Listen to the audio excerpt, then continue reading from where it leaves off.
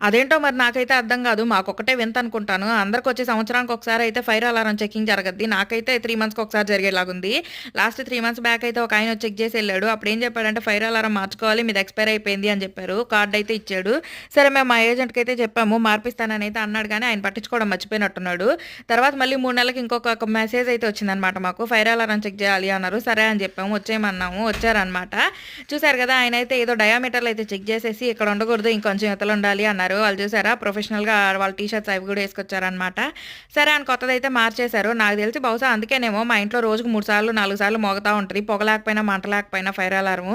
అదొచ్చినప్పుడల్లా మా ఆయనైతే ఫుల్ తిట్టేవాడనమాట. "నువ్వేదో చేసుంటావు అందుకే వస్తుంది" అనేసి. నిద్రపోయేటప్పుడు అంటే వాళ్ళు నిద్రపోతున్నప్పుడు నేను ఏదైనా పొయ్యి మీద జస్ట్ పాలు కాసినా సరే ఫైర్ అలారం కీక్ కీక్ కీక్ అనొచ్చేది. ఏదో ఒక రోజు పోలీసులు వచ్చి నన్ను పట్టుకోబోతారని అయితే ఫిక్స్ అయ్యాననమాట. కానీ అంతకంటే ముందే ఈయనొచ్చి నాకు కొత్తది పెట్టేసెళ్లారు. ఇది పెట్టినప్పటి నుంచి అయితే బావుంది. వాళ్ళ కార్ చూసారా? మీరైతే సబ్స్క్రైబ్